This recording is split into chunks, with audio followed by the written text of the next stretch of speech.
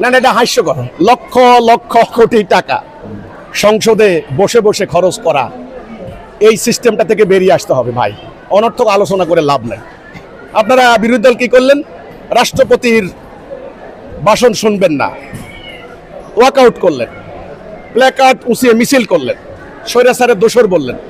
এখন রাষ্ট্রপতির ভাষণের উপরে চলছে আলোচনা। এগুলি হাস্যকর না?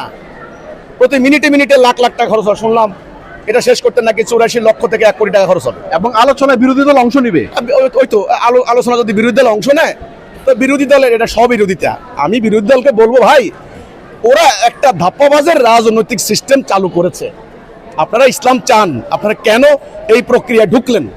এখান থেকে বের হন, বরং গঠনমূলক আলোচনা করেন, জাতিকে রক্ষার আলোচনা করেন, সাম্রাজ্যবাদের তাণ্ডব থেকে জাতিকে কি করে রক্ষা করবেন এটা নিয়ে কথা বলেন। আমেরিকার সঙ্গে চুক্তি করেছেন, আপনারা কি সরকারি দল বিরোধী দল বসে জাতীয় সংসদে এই বিল কি আনতে পারবেন? আপনারা তো আমাদের প্রতিনিধি, 300 এমপি গেলেন, আপনারা কি এটা বলতে পারবেন জাতি স্বার্থ বিরোধী, আমরা এই চুক্তি আমেরিকার সাথে এই চুক্তি মানি না, এই বিল কি আনতে পারবেন? ওই বিল আনেন, তখন আমরা আলোচনা করব, আমরা সমর্থন দিব। আপনারা সংসদে দাঁড়িয়ে টেবিল ছাপড়ান, আমরা রাস্তায় আপনাদেরকে সমর্থন দিব। আমরা আল্লাহর কাছে দোয়া করব, পারলে ওইটা করেন।